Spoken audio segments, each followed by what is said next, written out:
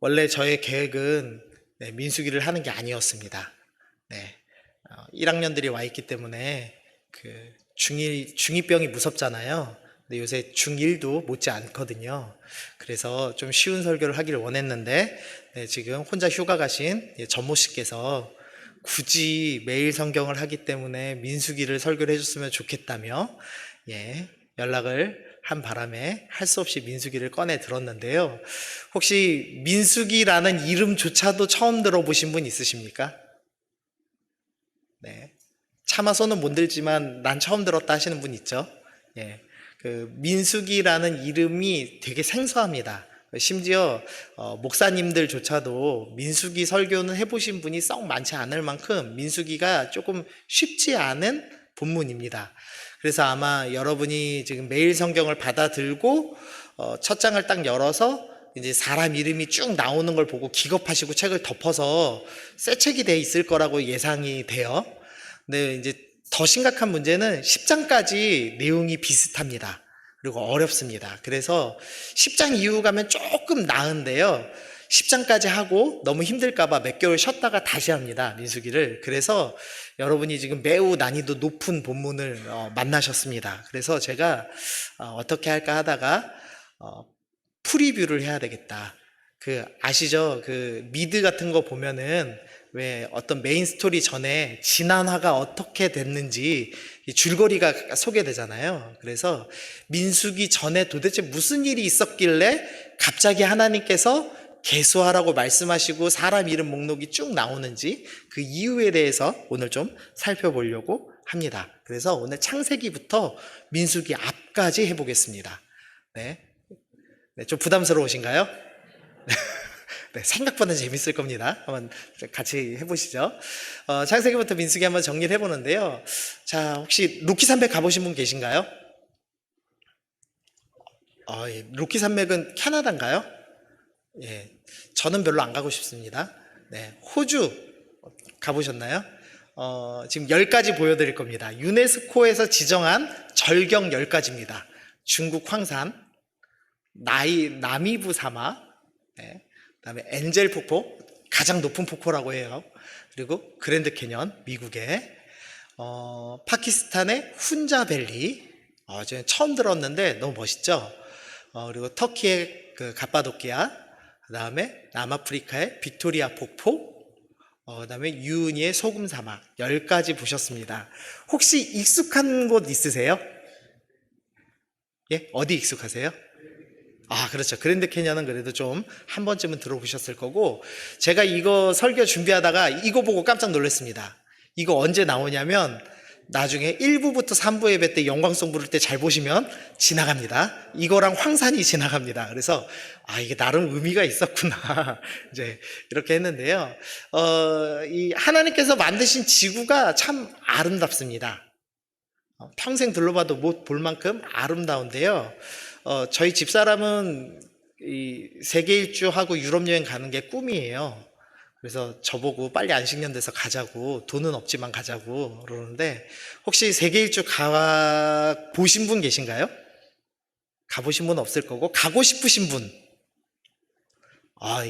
그래도 손을 들어주시네요. 감사합니다. 저는 별로 안 가고 싶습니다. 일단 저는 집이 제일 좋고요.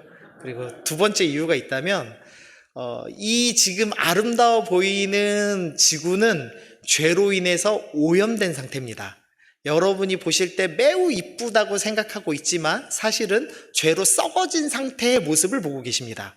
그러니까 여러분이 지금 이 땅에서 마음껏 여행을 다니시면서 아름다운 것을 보시고 천국에 가시면 하나님이 야, 왜 그 썩은 거 보고 왔냐 이러면서 진짜 새하늘과 새 땅을 보여주실 겁니다. 그래서 저는 굳이 눈 안 베리려고 새하늘과 새 땅 보려고 안 가려고요. 저희 집사람이 되게 싫어해요. 그래서 이 말 할 때마다 저희 딸하고 둘이 갔으면 좋겠어요. 힘들어서. 어쨌든 하나님께서 이 썩어진 지금 10가지 모습이 아니라 썩기 전의 상태, 죄로 인해서 오염되기 전 상태의 온 우주를 만드셨습니다. 그리고 마지막 날 무엇을 만드셨죠? 사람을 만드셨습니다.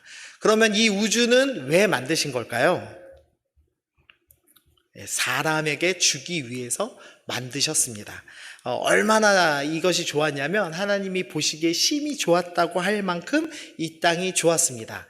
이제 인간이 해야 할 일은 딱 하나인데 이 하나님이 만드신 완벽한 환경들을 누리면서 하나님과 영원히 함께 동행하는 삶 사는 것, 그것이 유일하게 인간에게 허락된 일이었습니다.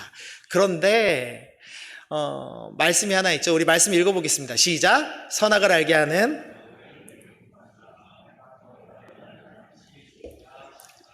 이 말씀이 부정문으로 돼 있어서 하나님은 왜 굳이 선악을 알게 하는 나무의 열매, 선악과를 왜 굳이 만드셔갖고 먹지 말라고 그래, 이렇게 생각하기 쉬운데요.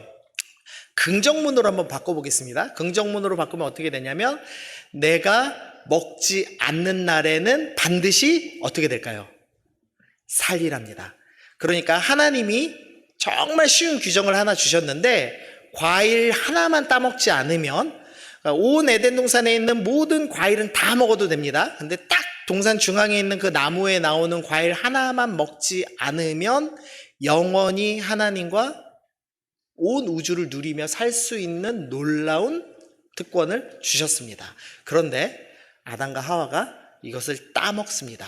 왜 따먹었는지 이유가 3장 5절에 나오는데요. 하나님과 같이 되려고 먹었습니다.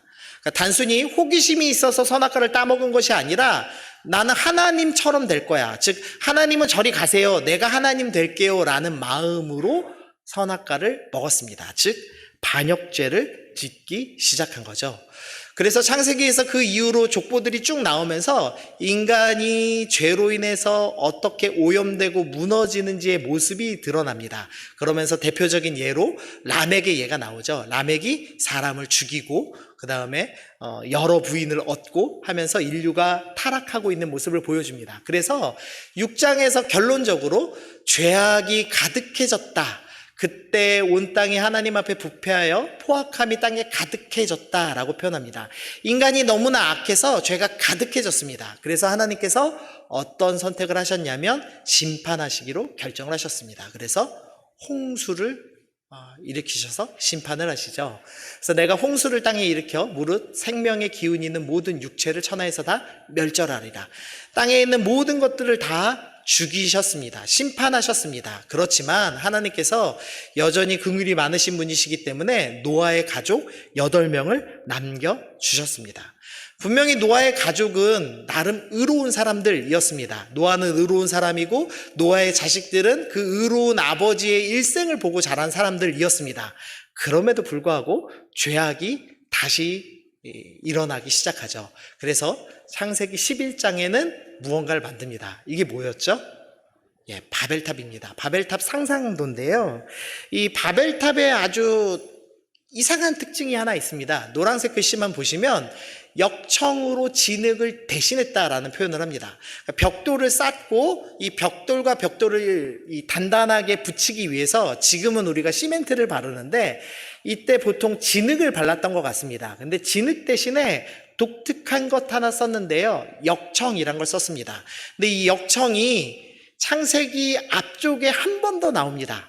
언제 나오는지 아세요? 네, 노아 방주 겉에 바릅니다. 노아 방주에 왜 발랐을까요? 그렇죠. 노아 방수는 홍수, 배가 물 위에 떠 있어야 됩니다. 그래서 물이 나무로 스며들지 못하도록 방수 재료로 역청을 발랐습니다. 근데 이 창세기 11장에 나오는 이 악한 사람들이 지금 바벨탑에다가 굳이 방수 재료를 바르고 있습니다. 그러면 이유가 뭘까요? 이제 잘 상상해 보셔야 됩니다. 이유는 우리 조상들을 멸망시켰던 그 신이 물로 심판하는 능력이 있으니까 우리는 그 물을 이겨내고 하늘까지 올라가서 저 신을 끌어내리자라는 목적으로 만드는 겁니다. 그래서 우리의 원어로는 탑으로 돼 있지만 도시라고도 읽을 수 있고 또 이 여러 의미를 찾아보면 공격 요새 이런 의미로 해석해도 무방합니다. 그러니까 바벨탑은 철저하게 하나님께 공격하기 위한 공격 요새로서 만든 겁니다. 그래서 창세기 1장부터 11장은 이 질문을 던지고 있는 겁니다. 인류는 스스로 선해질 수 있는가? 인류는 가만히 냅두면 자기 스스로 선해지고 결국 구원에 이르는 길을 찾을 수 있는가의 질문에 대한 답인 거죠. 인류는 절대 선해질 수 없다라는 게 결론입니다. 가만히 내버려 두면 어떻게 되느냐? 죄악이 가득해지고 하나님이 살아계신 걸 분명히 드러내면서 심판하면서 너네 죄 지으면 심판당해 라는 걸 명확히 보여주시더라도 결국은 바벨탑을 쌓고 결국은 하나님께 반항하는 인류, 절대 소망이 없는 인류이다라는 것을 창세기 1장부터 11장이 설명을 해줍니다. 이제 하나님 입장에서는 하나님의 원래 계획은 영원히 인간들과 함께 사는 것이었는데 인류는 하나님을 끝까지 거부하고 하나님을 향해서 공경 요새까지 만들고 있습니다. 그래서 하나님이 선택을 하셔야 됩니다. 이제는 심판할 것인가? 그럼에도 불구하고 여전히 사랑할 것인가의 선택을 하셔야 하는 상황이 되었습니다. 네, 하나님께서 어떤 선택을 하고 계시냐면 사랑하시기로 결정하시죠. 그러면서 하나님께서 한 가지 준비를 해놓으셨습니다. 창세기 3장 15절인데요. 우리 말씀 읽어보시죠. 시작. 내가 너로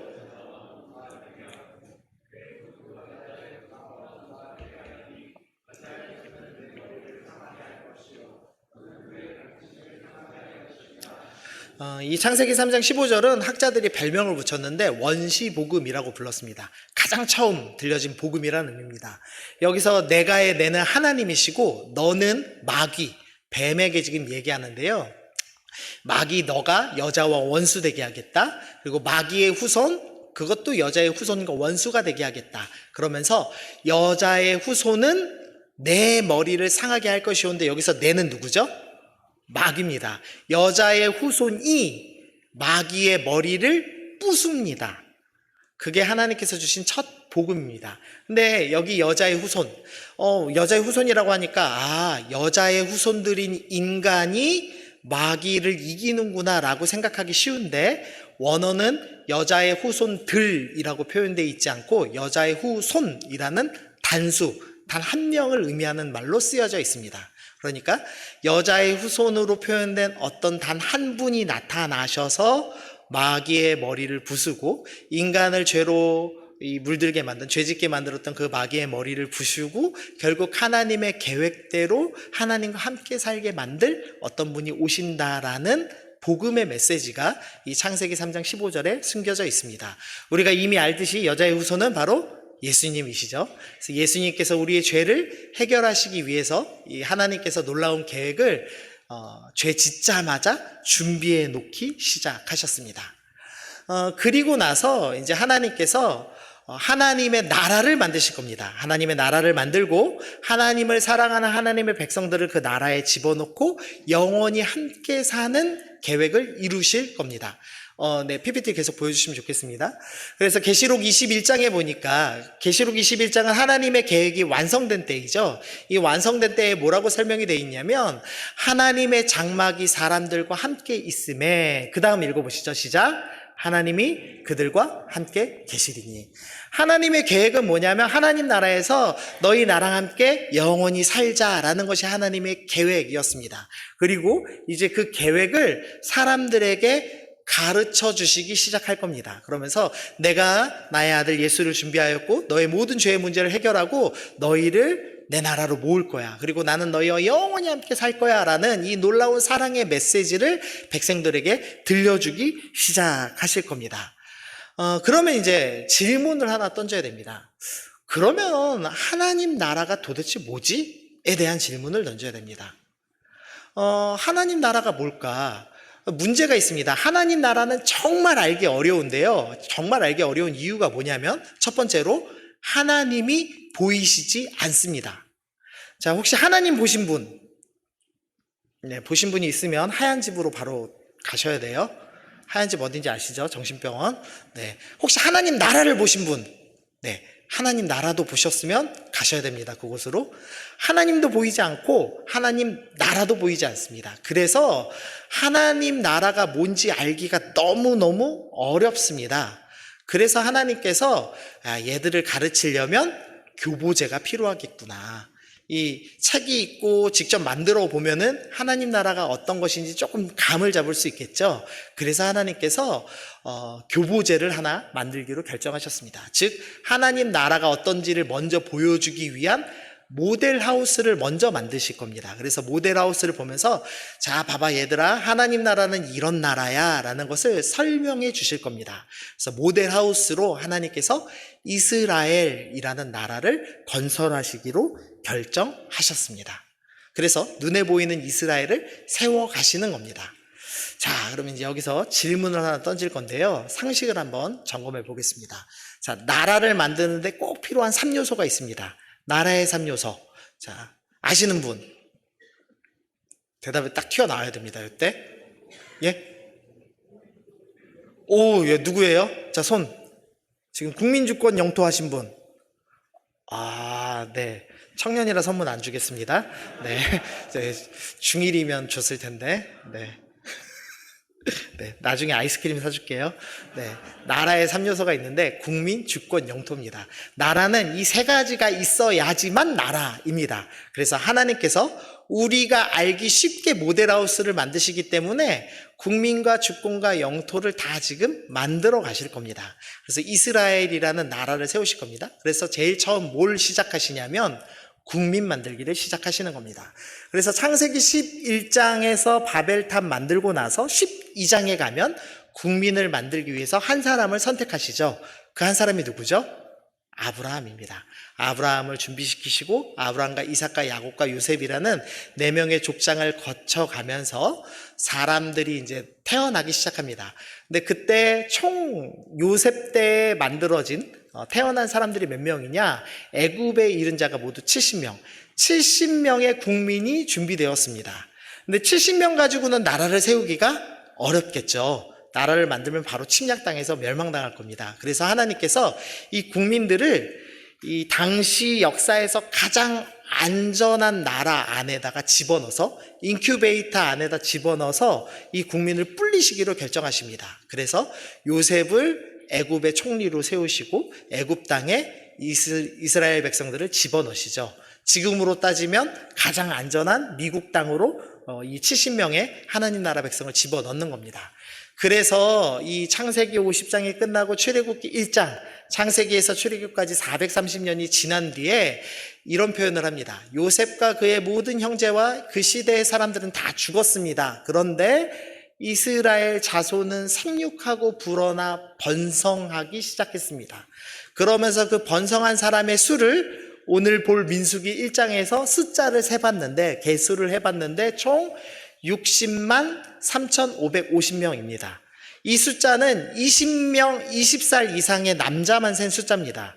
그래서 학자들이 대략 추산할 때는 많게는 한 200만 정도는 됐겠다라고 봅니다. 여자와 어린아이들과 노인들까지 계산하면 한 200만 정도 되지 않았을까라고 생각을 합니다. 하나님께서 나라, 모델하우스 이스라엘을 건설하기 위해서 지금 국민을 400년간 준비를 하신 겁니다. 자, 이제 국민 다 만들었습니다. 이제 그 다음에 뭘 만들어야 되죠?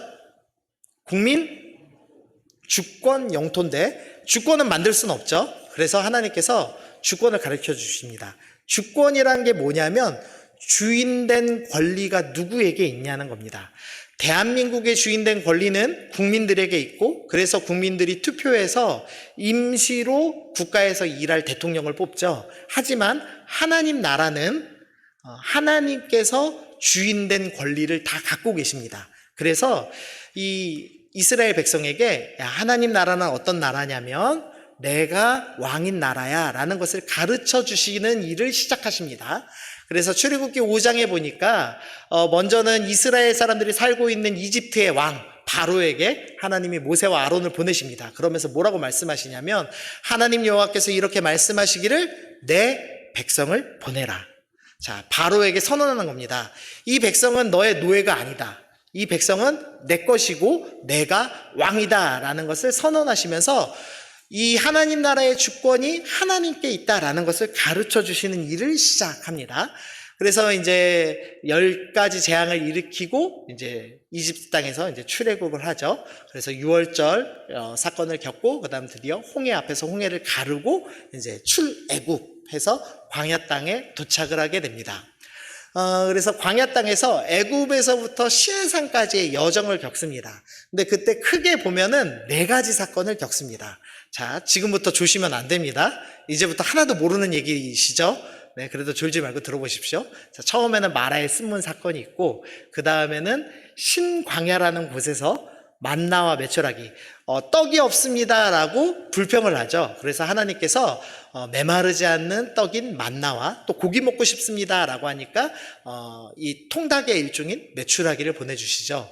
그리고 나서 또 한 번 물 부족을 겪습니다. 근데 하나님께서 이때도 혼내지 않으시고 나는 너희에게 부족함 없이 공급하는 하나님이야 라는 것을 보여주시는 일을 겪습니다. 성경적 상식 하나만 가르쳐 드리겠는데요. 지금 이제 이 지도가 출애굽하는 여정입니다. 그래서 저쪽 위에 람셋에서부터 출발해서 홍해, 파란색 홍해를 지나서 마라라는 곳부터 출발해서 엘림과 돗바와 르비딤과 시내산까지 도착하는 여정을 3개월 동안 합니다. 근데 이 지역을 신광야다라고 표시가 되어 있습니다, 성경에. 근데 문제는 시내산에서 1년 지나고 민수기부터 이제 이동을 다시 시작하거든요. 그래서 에시온 게벨과 가데스 바냐에서 쭉 올라가는 여정이 있는데 여기도 녹색으로 된 곳도 뭐라고 표시되어 있죠? 신광야라고 되어 있습니다. 그래서 밑에도 신광야이고 위에도 신광야입니다. 그래서 사람들이 헷갈려서 보통 둘 다 똑같은 이름인가 보다 이제 이렇게 착각을 합니다. 근데 원어로 보면 이렇게 되어 있습니다. SIN입니다. 밑에는 신광야고요. 위에는 ZIN입니다. 찐광야입니다. 찐광야. 한 번만 따라해 보시죠. 찐광야. 예, 위에는 찐광야입니다. 그래서 혹시나 이제 부모님이 이 설교를 안 들으셨으면 오늘 가서 질문해 보십시오. 찐광야 알아? 이렇게 질문해 보시면 엄마가 깜짝 놀라실 겁니다. 그래서 지금 우리가 보고 있는 여정은 이 출애굽기에서 민수기 사이의 여정은 신광야에서 일어나는 일이고요. 이제 민수기 이후의 여정은 어디서 일어나는 일이죠? 찐 광야를 가기 위한 여정을 이제 시작하는 게 오늘 민수기 처음입니다. 자, 다시 이제 살펴보죠. 마라의 쓴물, 이제 마라에서 물을 만났는데 물이 써서 먹을 수가 없었습니다. 그래서 불평을 하죠. 그래서 하나님께서 그 물을 달게 만드시면서 뭐라고 말씀하시냐면 나는 너희를 치료하는 여호와다라고 가르쳐 주십니다. 무엇을 가르쳐 주고 싶으셨냐면 이스라엘 백성들은 앞에서 이 이집트가 10가지 재앙을 당하는 걸 다 봤습니다. 그러니까 하나님이 무서울까요? 안 무서울까요? 무서운 분이죠, 이분은. 전 세계 최강대국을 기적으로 멸망하다시피 만들고 그 바로의 친위대를 물에다가 수장시키시고 오신 하나님입니다. 그렇기 때문에 백성들이 충분히 두려워할 수가 있죠. 근데 하나님께서 말씀해 주시는 겁니다. 너 내 말만 잘 지키면 너는 내 백성이기 때문에 너희에게 이집트에서 내렸던 질병들 10가지 재앙은 내리지 않는 너희를 사랑하는 하나님이야. 그게 주권을 가진 나야. 라는 것을 하나님께서 가르쳐 주시는 겁니다. 그리고 나서 신광야에서 만나와 메추라기를 먹이시면서 내가 너희에게 부족하지 않게 늘 먹이는 사랑이 많으신 하나님이야 라는 것을 다시 한번 확인시켜 주시고요.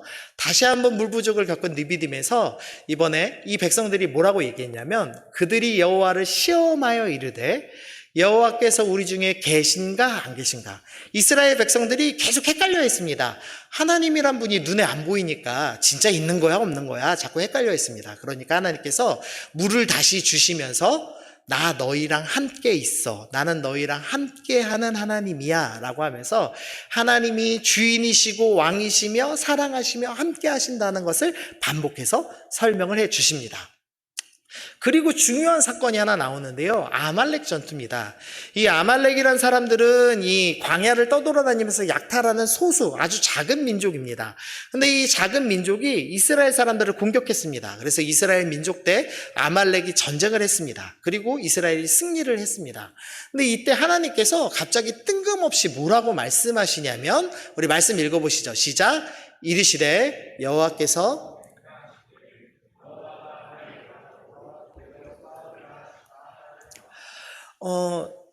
이게 당시 국제 정세를 알면은 이상한 말씀입니다. 그러니까 예를 들면 이 정도는 돼야죠. 하나님하고 싸울 급, 대대로 맹세하시면서까지 싸울 만한 급이라면 애굽 정도는 돼야 됩니다. 이집트 정도는 돼야 됩니다. 그러니까 출애굽을 하시면서 하나님이 내가 애굽과 대대로 싸우겠다 그러면 사람들이 우와 했을 겁니다. 근데 지금 이 아말렉이란 민족은 매우 소수의 민족, 약탈하는 민족에 불과합니다. 그러니까 이스라엘을 멸망시킬 정도의 병력이 안 됩니다. 그런데 하나님께서, 이 거대하신 왕이신 하나님께서 내가 너희 왕인데 내가 맹세 하나 할게. 아말렉하고는 대대로 싸울 거야 라는 맹세를 하시는 겁니다. 이게 도대체 무슨 말씀이지? 이제 이걸 이해해야 됩니다. 신명기 25장에 보니까 너희가 애굽에서 나온 길에 아말렉이 내게 행한 일을 기억해라 하면서 아말렉이 했던 일이 하나 나옵니다. 18절 보시면 곧 그들이 너를 길에서 만나 내가 피곤할 때 내 뒤에 떨어진 약한 자들을 쳤고 라고 합니다. 아말렉이 어떤 일을 했냐면 이스라엘 백성이 신광야를 쭉 걸어가고 있습니다. 근데 당연히 힘든 사람들, 병자들, 노인들 이런 사람들이 뒤로 처졌습니다. 그래서 느릿느릿 걸어가고 있겠죠. 아말렉이 몰래 숨어 있다가 이 뒤에 처져 있는 사람들을 죽이고 그들의 물건을 훔쳤습니다. 하나님이 그래서 뭐라고 말씀하시냐면 내가 너희와 대대로 싸우겠다. 아말렉과 대대로 싸우겠다라고 말씀하신 겁니다. 즉 하나님께서는 아말렉이라는 그 민족이 너무 밉다라는 설명하고 계시는 것이 아니라 약한 자들을 공격하는 이 세상의 행태가 너무 싫다라고 말씀하신 겁니다. 즉 약육강식 하는 것이 나는 싫다라고 말씀하시는 겁니다. 하나님은 주권을 가지신 분이시고 사랑이 많으신 분이신데 이분이 정말 싫어하는 일이 하나 있습니다. 뭐가 싫냐면 약한 자를 억압하는 것, 그것을 싫어하시는 하나님이다라는 것을 이 출애굽 여정 가운데 시내산까지 가는 여정에서 가르쳐 주십니다. 그래서 이 구약 전반부에는 아말렉과 싸우는 일이 계속 나옵니다. 그래서 아말렉 싸우는 일을 보면 아말렉이 셌나 보다 뭐 이런 생각하시지 말고 하나님은 약육강식 하는 것은 끝까지 심판하는 분이구나, 이걸 설명하는 본문이구나 라고 기억하시면 좋습니다.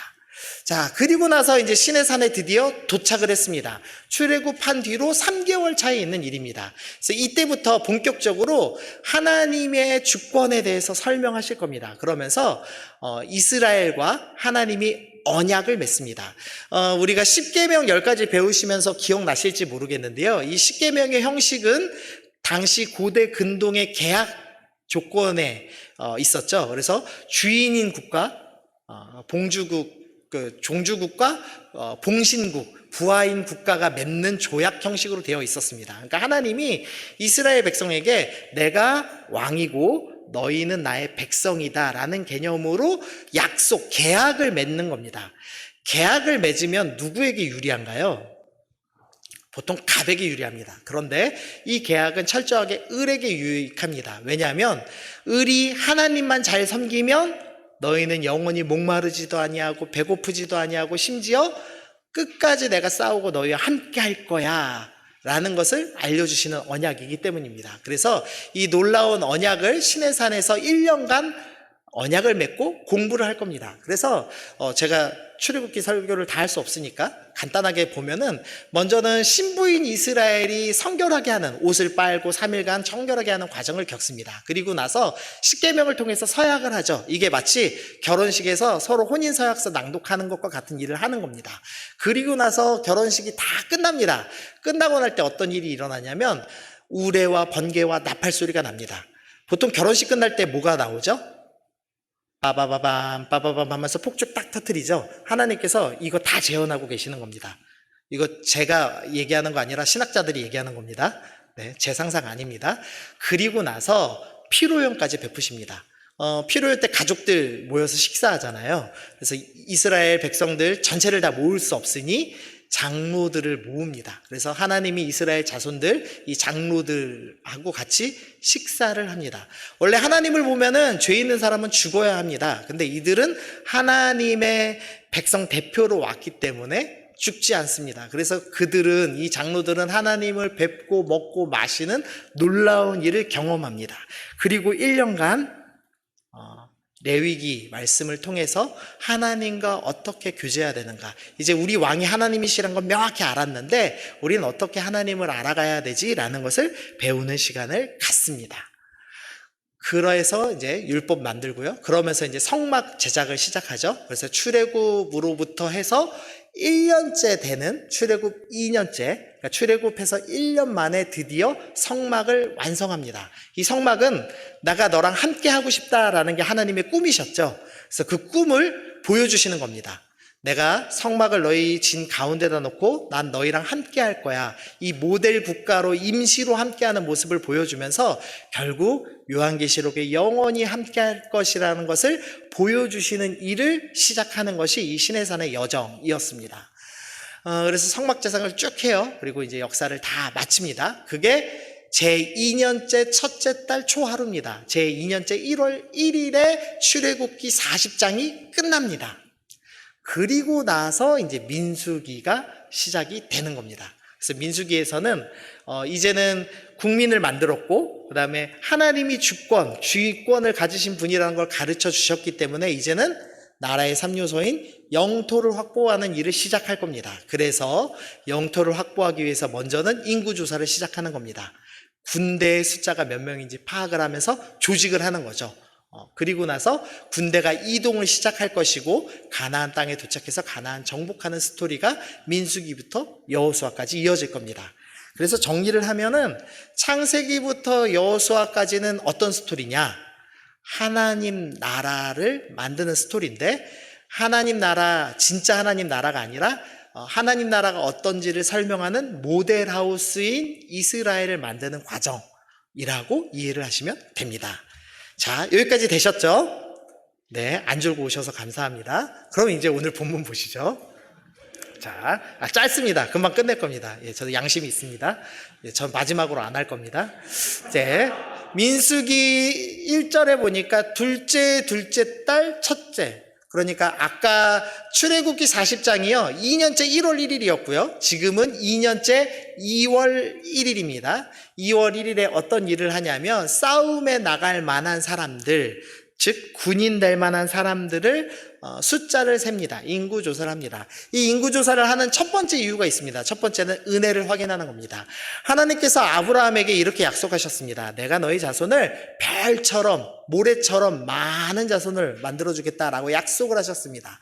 그런데 실제로 아브라함이 본 것은 이삭 한 명에 불과하고, 그 다음에 그 이후에 이삭, 야곱, 요셉을 거쳐도 70명밖에 안 됐습니다. 그런데 이제 왔더니 장정, 싸울 만한 사람만 60만이 된 엄청난 큰 민족으로 불어났다는 것을 확인하는 겁니다. 그러니까 이스라엘 백성 입장에서 보면 하나님이 아브라함 우리 할아버지 통해서 약속하신 거 거짓말 아니었네 라는 것을 확인하는 시간을 겪습니다.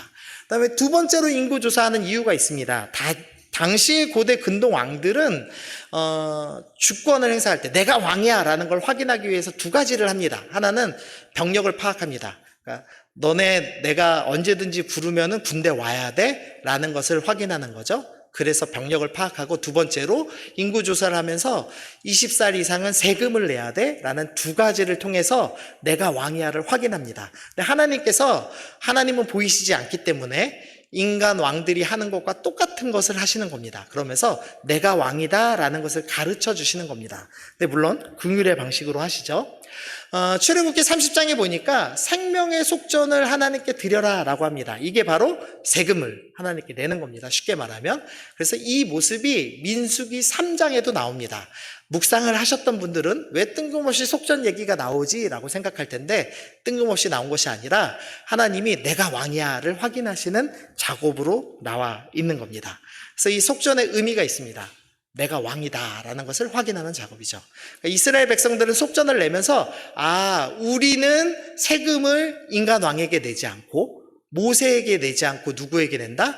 하나님께 내는구나. 그러면 누가 왕이지? 하나님이 왕이구나 라는 것을 알 수 있는 일이고요. 그 다음에 또 하나의 은혜가 있습니다. 백성들이 하나 누릴 수 있는 은혜가 있는데 뭐냐면, 나도 이제 세금 낼 수 있네 라는 겁니다. 여기 이제 장년분들이 많으시지만 세금을 안 내시는 분들이 있습니다. 세금을 안 낸다는 말은 버는 돈이 조금이란 소리입니다.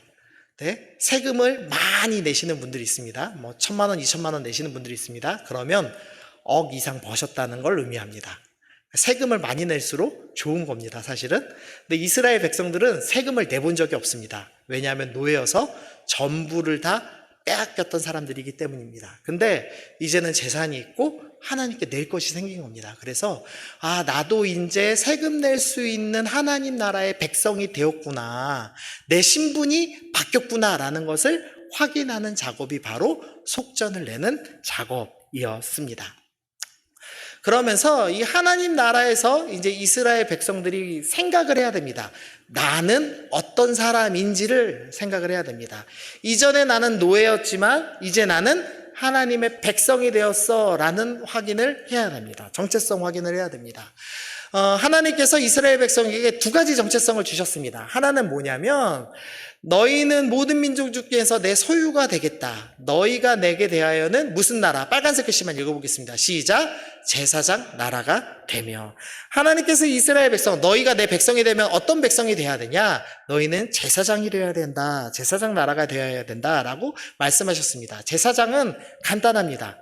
제사장이 하는 일은 하나님이 어떤 분이신지 보이지 않는데, 이 보이지 않는 분이 뭘 좋아하시고 뭘 싫어하시는지를 가르쳐 주면서 하나님과 교제하게 하는 것이 제사장의 역할입니다. 그래서 이스라엘 백성들이 해야 될 일이 있는데 뭐냐면, 우리 하나님은 보이지 않지만 우리 하나님 이런 분이야 라고 하나님을 알리는 역할을 하는 겁니다.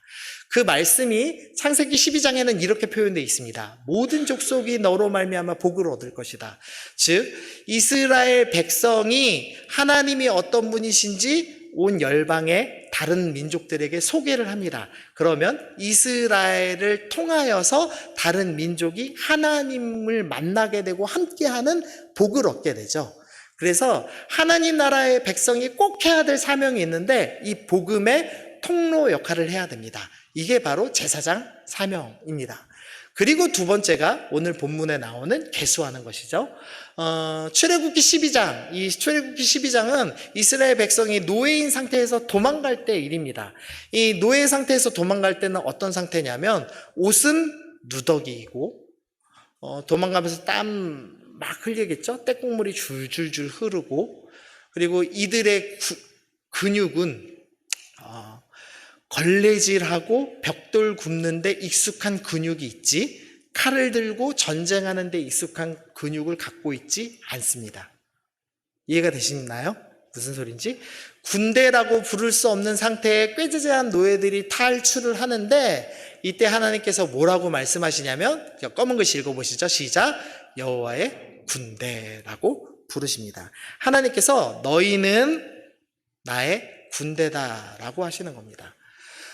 이스라엘 백성들이 지금 하나님의 명령을 받고 민수기 1장에서 20세 이상의 남자의 숫자를 세고 있습니다. 근데 이스라엘 백성들이 이 생각할 겁니다. 하나님, 숫자 세면 뭐합니까? 저희는 싸워본 적이 없습니다. 그래요. 이 한 명 정도는 우리가 주먹질 가지고 싸워볼 수 있죠. 근데 철병거가 갖춰져 있고 성이 쌓아져 있는 군대 단위의 전쟁을 저희는 단 한 번도 해본 적이 없습니다. 그래서 싸우면 100% 집니다 라는 생각이 들어야 정상입니다. 근데 하나님께서 전쟁하는 법은 안 알려주시고 내내 1년 동안 시내산에서, 야, 나는 이런 거 좋아해, 나는 이런 거 싫어해, 나는 이런 사람이야 라는 것만 실컷 가르쳐주시고 나서 갑자기 이제 너희는 군대야, 군대 조직해서 싸워야 돼 라는 말씀을 하시는 겁니다. 그러니까 이스라엘 백성 입장에서는 황당할 수도 있는 거죠. 근데 하나님 입장에서는 너희가 싸우는 것 아니고 이제부터 내 나라고 내가 주인이니까 내가 싸울 거야, 너희는 걱정하지 마 라고 이후에 말씀을 하실 겁니다. 자, 이제 마지막입니다. 자, 오늘 적용은 단순합니다. 이제 오늘 공부 많이 했으니까요. 나는 지금 어디쯤 있는가를 한번 생각해 보시면 좋겠습니다. 이스라엘 백성들이 몸은 다 계수하는 현장에 와 있었습니다. 몸은 다 계수하면서 옷을 입고 여호와의 군대가 되었습니다. 그런데 정신 상태는 민수기까지 이르지 못한 사람들이 대부분이었습니다. 어떤 사람들은 애굽으로 돌아가자, 나는 애굽에서 노예 생활했던 게 차라리 편해라고 생각했던 사람이 있고, 어떤 사람들은 애굽에서 사는 건 너무 힘들지만 그래도 이 애국과 시내산에서 어떤 일이 있었냐면 물이 부족하고 먹을 것이 부족하죠. 하나님 백성이면 뭐해? 돈이 없는데 돈을 주셔야지 하나님 백성이죠 라고 하면서 부족한 것만 염려하고 있는 사람들이, 그런 마음을 갖고 있는 사람들이 여전히 민수기에서 숫자 세고 있지만 마음은 근심이 가득한 사람들이 있었습니다. 또 어떤 사람들은 그래도 좀 발전했습니다. 시내산까지는 왔습니다. 하나님 만나는 거 너무 좋아요.